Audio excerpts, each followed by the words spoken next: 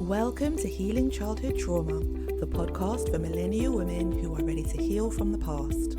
Here, we have the deeper discussions on emotional well-being and practical tips that will empower you to transform your relationships and underlying anxiety from insecure to secure attachment. I'm Lysandra, your host and psychotherapist. I'm a little bit obsessed with human development, deep conversations, and finding the lesson even in the most challenging of circumstances. I'm very happy to have you with me on this journey of self-discovery where we unpack the past and heal in the present. For today's episode, I'm answering the bigger question around narcissism and avoidant attachment. Is avoidant attachment the same thing as being narcissistic or having a narcissistic personality disorder? I see this question a lot and I see comments a lot that basically frame them as one and the same, especially from people who have been hurt previously in relationships, or they felt invalidated, they felt dismissed, and they felt as though their partner has really intentionally gone out of their way to cause emotional harm. And because there are a lot of similarities, sometimes people can come from that place, obviously, of hurt, of then conflating coming from that place of hurt, of, okay, this person has hurt me, they have caused me emotional distress, that must mean that they are narcissistic.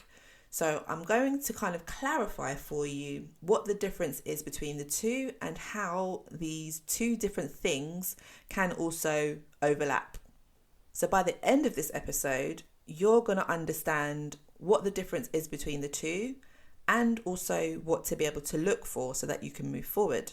The truth is there are a lot of similarities between narcissism and avoidant attachment, which is why it's really understandable why sometimes these two can get confused or it can be conflated into more of a personality disorder as opposed to an attachment style.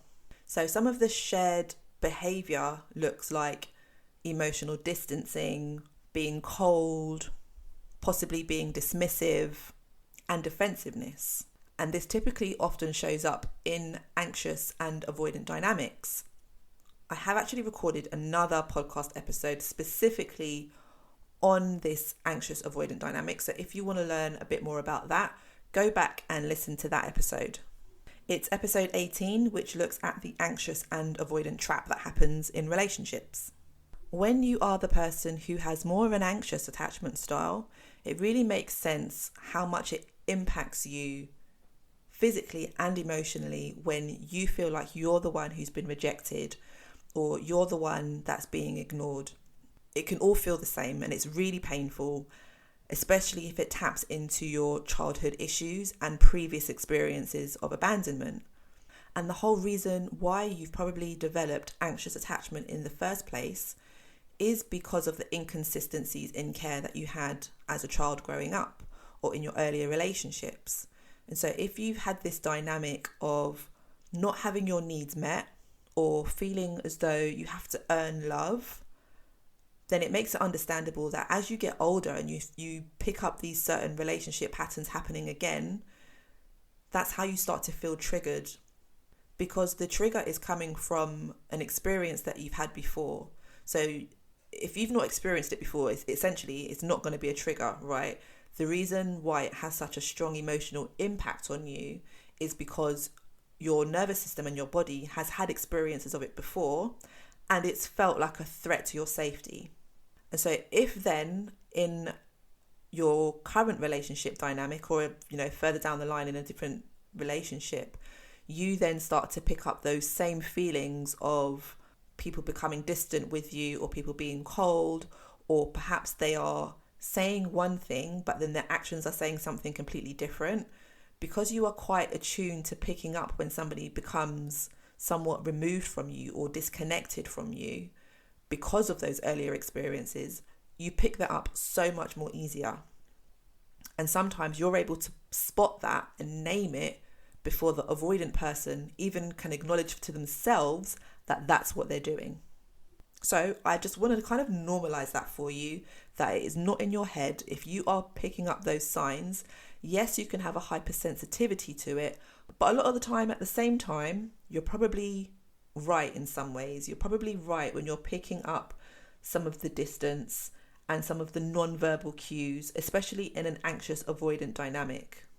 Now, that doesn't mean that you're always right. It doesn't mean that you're not misreading the cues. That most definitely can happen. But sometimes when you are picking up that feeling of distance and disconnection, a lot of the time it is coming from somewhere. And sometimes the person who is avoidant isn't necessarily self-aware enough to even understand that that's what they're doing, that that's the part that they're bringing into that dynamic. With that in mind, let's look at it more from the avoidant attachment perspective, because one of the reasons why I've also decided to make this episode is because I think people who have more of an avoidant attachment get a bit of a raw deal. Because they are seen as narcissistic and they are seen as cold, I think quite often they are misunderstood. And by the end of this episode, I think it's going to be much clearer on the difference between what is avoidant and what is narcissistic. Because the differentiation between the two, that matters. So the same thing kind of applies with avoidant attachment, in that in their childhood, their care has been inconsistent. The only thing that is different about the avoidant attachment is how they then respond to experiencing that emotional neglect and inconsistency. So instead of becoming more clingy, they learn to actually rely more on themselves. So they tend to suppress what they need. They tend to suppress their emotions and feelings, and they tend to be really good at keeping that private, because that's what helps them to feel more in control and helps them to feel safer. And the thing with avoidant attachment is that quite often they want the closeness, they want to feel connected, but at the same time, they really fear vulnerability. Because in their childhood, when they have expressed vulnerability, they haven't had their needs met. They've been disappointed by being ignored or expecting them to figure things out on their own and just being neglected. And so when they experience that fear of vulnerability, it makes them shut down and withdraw. And so what it looks like on the outside is that they are cold, that they are withholding, and that they're emotionally distant, that they don't care. But it's often based in fear. So somebody with more of an avoidant attachment, it's not that they don't care. That's almost like a facade that they put on. It's almost like a false version of themselves that they're able to put on. Their nervous system is still reacting in the same way that perhaps somebody with an anxious attachment would have, right? They're still experiencing palpitations, for example. They're still experiencing fight or flight symptoms. They're still feeling uneasy and unsafe. But because they are so used to shutting down, they're also used to shutting down their own emotions and their own feelings, right? So even when they are experiencing it, they're not necessarily aware at the time that that's what's happening. It just looks like a disconnect, that they're cold, that they're uninvolved, that they're not bothered about what's happening, but their nervous system is still having the exact same fight-flight response. And this is such a big reason why sometimes I can have a bit of a soft spot for people who have avoidant attachment tendencies. And I can really spot a lot of those signs in myself at times as well. So my natural response can sometimes also be to act as though I'm not bothered by things, to shut down, to kind of get on with things on my own. But it's not that I don't care. It just feels safer for me to act like I don't care. And that's something that I hear is, well, that's something that I see that is so familiar for people with avoidant attachment or avoidant attachment traits. And I have shared this before in other episodes, but I also kind of need to really make it clear that even though I'm talking about avoidant attachment traits, it's very rare that you can be like one or the other, because attachment is on a spectrum. So you can have traits of avoidant tendencies, but you can also have traits of anxious tendencies as well. It can be context dependent, and it can be based on the type of relationship that you're in or the type of dynamic that you're in. So although you might have avoidant tendencies, it doesn't mean that you have an avoidant attachment necessarily. It just means that you have some of the traits depending on the situation. So it's a lot more complex and more nuanced than you do this, you have avoidant attachment, or you do that, you have anxious attachment. When we're trying to work through healing trauma, it helps for us to understand where a lot of these behaviors and where all of this kind of starts from, like what is at the root of it. Because if we can identify that actually it's not about being cold and it's not about not caring and being distant and, you know, not giving a shit about people, we can try and find self-compassion in that actually the reason why we respond in the way that we do is because that's how we've learned to protect ourselves. Because a lot of the behaviors that come out in avoidant attachment are self-protective behaviors, because we are safety-seeking people. We are safety-seeking in that we will do whatever helps our bodies to feel safe. That's how we learn to adapt in our environments. We're doing the best with what we know how to do. And so because of that, I think sometimes avoidant attachment can be very much demonized. And so if you feel like you have more avoidant traits or you have an avoidant attachment style, I hope that with listening to this episode, you can take some of that negativity out of having some of those traits and look at it from a place of compassion, because through compassion is where we learn how to change and where we can learn how to heal. And on the other side of that, if you are more of the anxious attachment and then you're kind of assuming that because your ex or your partner is avoidant and sometimes can be dismissive and invalidating, that makes them, you know, a horrible, rotten person to the core, when actually it's also just how their own childhood traumas and wounds are showing up. Now, that's not to offer an excuse, but it's just letting you understand more about where it's coming from, rather than demonizing it or villainizing and putting labels on people that sometimes can be unjust and also just incorrect. And I think if we understand more about what these different patterns look like, it actually helps us to have better connections. It actually helps our relationships. It helps us to come at it from a point of understanding and connection rather than judgment and blaming. So let's do a little Narcissism 101, right? Because that's obviously what we're talking about. We're trying to differentiate between the two of avoidant and narcissism. And so narcissism is a personality style or a disorder. Well, it's labelled as a disorder. I don't really like labels and, you know, mental health terms. But if we're looking at it from a unbiased point, I suppose, right? So it's not an attachment style, essentially. So narcissism is not an attachment style. It's something that's completely different. And there are hallmarks for narcissism. And there is a mental health diagnostic tool, which is called the DSM-5, which basically lists all the characteristics of different mental health disorders. And so with narcissism, some of the things that they have listed will include things around grandiosity, having low empathy, a need for control and admiration, exploitive behaviours like manipulative behaviours. They tend to be preoccupied with success and beauty, having high status, power, or even idealising love in terms of wanting to have what looks great on the outside, but not necessarily willing to do the work on the inside to make relationships have healthy connection, for example. So where the overlap is between narcissism and avoidant attachment is in the lack of empathy or struggle with empathy, pulling away in closeness, and when they appear to be emotionally unavailable. But there is a very key difference between the two, because a person who has an avoidant attachment, they will have a fear of closeness. So rather it will cause them emotional distress, and they can feel uncomfortable, and they can also really experience feelings around guilt.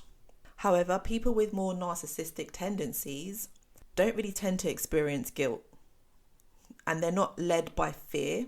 They're not driven by fear. They're actually driven by control and power. And their self-protective behaviours are about having an edge over people. They have little remorse for the things that they do and how they treat people and the impact that they have on people. and it's more about maintaining an air of superiority as opposed to fearing intimacy. So both people with narcissism and avoidant attachment, they both almost wear this armor where nothing can kind of get through, but it's for very different reasons. So you might be thinking, well, can someone be both? And the answer is yes, absolutely. You can have traits of narcissism and also have traits of avoidant attachment. Both of these things absolutely can coexist, but I tend to find that narcissism is more deep-rooted, it's more entrenched in behaviours and patterns, and it's very much ego-driven and control-driven. And a lot of the traits and behaviours that come out in narcissism and the behaviours that they might exhibit towards you, that coldness, that invalidating, being intentionally mean, devaluing you, isolating you from friends and family, being very judgmental about the things that you like or the things that make you who you are, things that essentially try to chip away at your sense of self and your confidence. It's not a coincidence, and it's not done from a place of them being hurt. It's done from a place of intentionality. So sometimes I find that clients really want to work out whether someone is doing something intentionally or not. And sometimes that's just really not the point. People generally with narcissism or who have more narcissistic traits, they know what they're doing, and most of the time it is intentional. It's intentional to gain power and control over you. Whereas somebody with avoidant attachment, they might be exhibiting some of those traits that are actually quite ugly, really, honestly. But the motivation isn't the same. The motivation isn't to chip away at your confidence and your self-worth. It's not to make you feel small, and it's not to demean you in any way. But it's almost like their fight or flight has kicked in, and they are doing it from their own wounds and their own trauma. That doesn't mean that you have to accept that behaviour, though. I really have to kind of make that clear. Just because we understand where someone's trauma is coming from and that it might be based in trauma, the reason why they are responding the way that they do, that doesn't mean that we have to over-empathise with them and take their bullshit. Because both narcissism and avoidant attachment, they are both rooted in childhood trauma, right? But they just exhibit differently. And just because behaviour can be protective, that doesn't mean that it's safe for others. It doesn't mean that it's safe for you to be in a relationship with someone who is dismissive or invalidating or makes you feel as though your feelings and emotions don't matter, or that you are too much or you're too sensitive, or they just become very distant and cold towards you. And for me, as a therapist, one thing that I always come back to is always going to be boundaries, right? It's always going to be having boundaries for yourself, because trying to work out the intentions of someone really is irrelevant. That's not the important thing. The important thing is how we protect ourselves in relationships, how we can identify what helps us to feel safe and what makes us feel unsafe in relationships. And we can't be wrong about that. There is no we're too sensitive. If that doesn't work for you, then that just doesn't work for you. That's a boundary for you. Some reflective questions that you can ask yourself is, am I in a relationship that makes me feel safe, seen, and emotionally met? Ask yourself, does this person hurt me because they can't connect, or because they want control? Ask yourself, am I pathologizing them to try and make sense of my own pain? And am I avoidant and scared of being narcissistic? Feel free to use any of those reflective questions as journal prompts just to see what comes up for you. And if you are somebody who is more avoidant and you've been listening to this episode and now you're kind of worried and wondering, well, does that mean that I'm narcissistic? Because a lot of the narcissistic traits that I've just spoken about, you kind of feel like you connect with, or that you do them, or you feel like I'm basically describing you. The likelihood is, if you are worried about being a narcissist, you're probably not. Because generally narcissists aren't really worried about whether or not they're narcissistic or not. they're not really bothered, they're not really thinking about things on that level. And it's also quite rare that you would find somebody who is very narcissistic in therapy.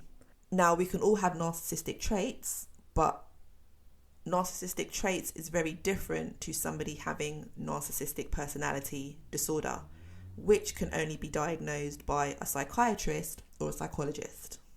And I think generally we need to really be careful with how we use these labels, how we use them towards other people, but also how we use them and diagnose ourselves.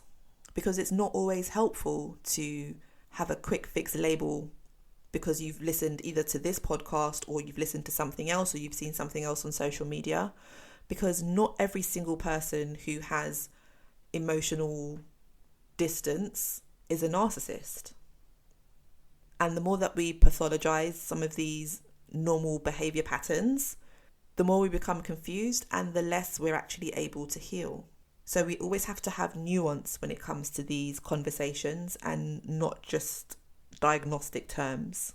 And I'm going to keep it 100% real with you. Your healing won't come from knowing whether or not a person is narcissistic or avoidant, or knowing that about yourself. That's not going to help you to heal. Healing is more about understanding your own patterns and working on yourself in order to change those patterns, in order to heal from attachment wounds. Whether or not you have a label for your relationship or a specific person, just think about, does this relationship feel safe to me? Is this relationship meeting my needs? That's more of an important question as opposed to, does this person have avoidant attachment or does this person have narcissistic personality disorder? If this episode has struck a chord with you, I do have space for one-to-one clients this month, and I will leave the details of how you can get in touch with me in the show notes. We always just start with a brief chat, an informal chat first, just to see if I'm the right person to help. And if not, then I'm always happy to point you in the right direction. I tend to be quite picky about who I work with, and I don't just say yes to working with everyone. And that's because I want to make sure that we are a good fit to work together and that I'm able to kind of help you with what you're coming for. And importantly, that therapy is actually a good fit for you at this time, because it's not always necessarily the right time for therapy. But getting into that is probably a whole other episode, which I'll probably have to make a note of to come back to another time. Okay, catch you in the next episode. Bye. Thank you for joining this episode of Healing Childhood Trauma. I hope you found today's discussion insightful and empowering. Remember, healing is a journey and you are not alone on this path. If you enjoyed this episode, please subscribe, rate, and leave a review on your favourite podcast platform. And you can share this episode with a friend. Your feedback helps this podcast to reach more women who are ready to heal and build secure, healthy relationships and heal from the past.